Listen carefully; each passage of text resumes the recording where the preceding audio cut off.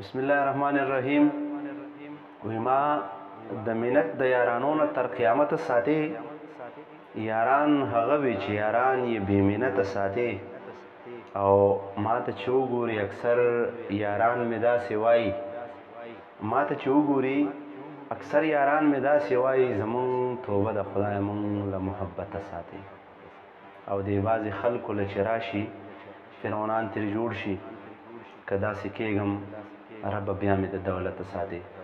السلام علیکم ورحمت الله وبرکاته. اکبر علي اکبر یما د یو نوي غزل سره ستاسو په خدمت کې د خپل یوټیوب چینل او د فیسبوک د پاڼې ټولو یارانو دوستانو پښتنو مینوالو ته ډېر ډېر نیکې هیلې او احترامات پیش کوم. هیله لرم چې نننی غزل به هم ستاسو په زړه خوږ ولګي او د خپلو ملګرو سره یې شریک کړئ او د فیسبوک پاڼه او د یوټیوب چینل ضرور سبسکرایب کړئ. ډېره مننه.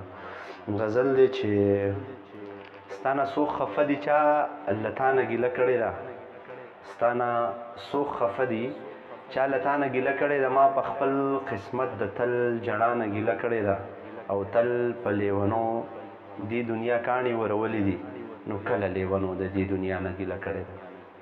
تل په لیونو دې دنیا کاڼي ورولې دي، نو کله لیونو د دې دنیا نه ګیله کړې ده. او یا مې خپل اشنا کړه یا مې پرېږده چې پردی شمه، یا مې خپل اشنا کړه یا مې پرېږده چې پردی شمه. زړه مې بس هم دغه خپل اشنا نه ګیله کړې ده.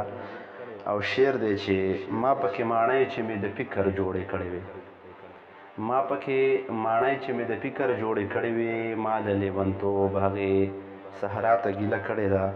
او چېرته په کلونو کې یو ځل مې خندوه که نه، چېرته په کلونو کې یو ځل مې خندوه که نه. ژوند مې هر ماښام د هر سبا نه ګیله کړې ده. او مقطع ده چې بل دی پیسور وور خو چې ګناه د پښتنو څه ده، بل دی پیسور وور خو چې ګناه د پښتنو څه ده. ما اکبر د خپلې پښتونخوا نه ګیله کړې ده. ډېره مننه. د غزل په خصوصي توګه خپل کشر ورور ابرار خان ته ډېر په مینه ډالۍ.